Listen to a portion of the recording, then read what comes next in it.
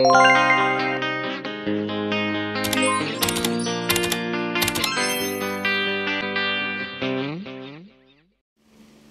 guys! Good morning, good morning! Welcome back to my channel. For today's video, mag-a-unpack tayo dito sa ating bagong parcel na dumating na nagkakalaga po siya ng 130 pesos point 80 cents pesos.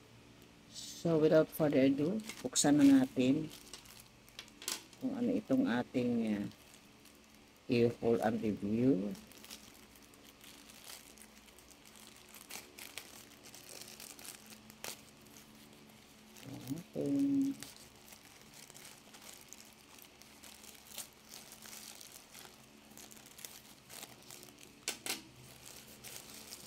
Natin.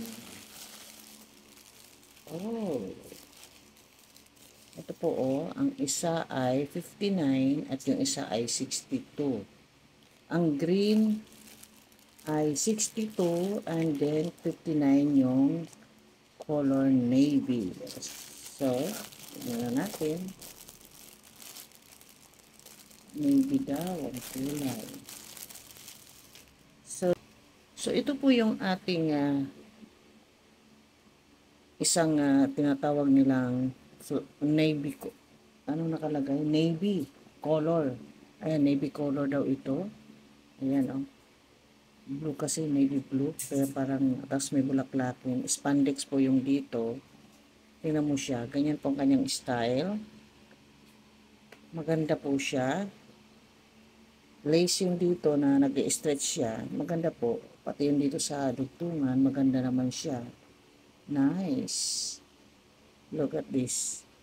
Ganda po ng ano. Kaya lang yung dito po, wala talaga siyang tahi.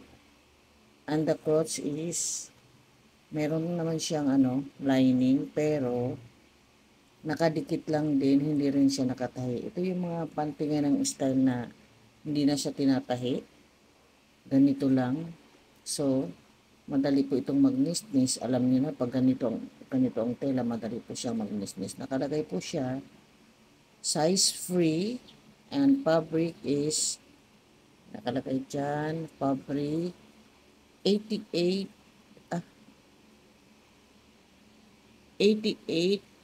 nylon and 12% spandex. Tapos, dito naman, 92% cotton. Sa crotch niya, 92% na cotton at 8% na spandex. So ito, 92% cotton ito. And then spandex po ito. So, ito po ay galing sa victoriaspring.com ang kanilang tatak. Maganda siya, magandang style niya. Sa tahi naman, okay naman.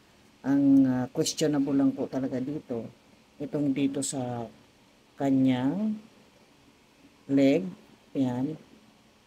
Kasi pagka yan ay in-stretch mo na ganyan, tingnan mo, magninis-nis yan.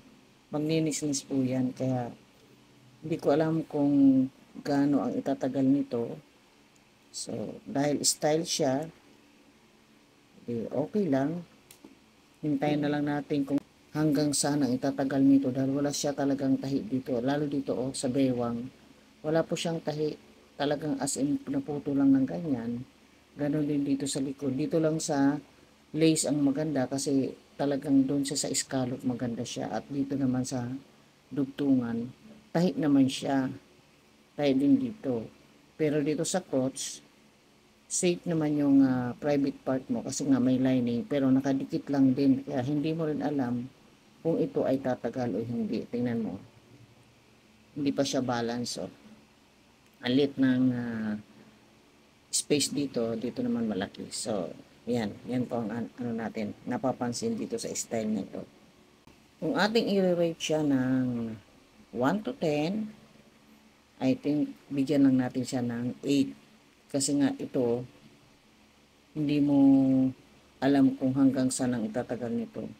Pero sa material, 1 to 10, 10 ang material. Kaya lang yung sa tahi niya, yung style niya, ganda sana ng style, kaya lang yun nga, walang tahi yung bawat dulo, yung edge nitong lingerie na to. Kaya hindi mo alam kung hanggang isang buwan, 2 buwan, 3 buwan lang itatagal nito. Kasi dito nga, ito yung pagsisimula ng nisnis. At lalo din naman sa crotch, ito rin naman ang pagsisimulan na matatanggal ito dahil dikit lang po ito. So, that is for today for our sexy bikini thong lingerie panty. Thank you for watching. Bye-bye.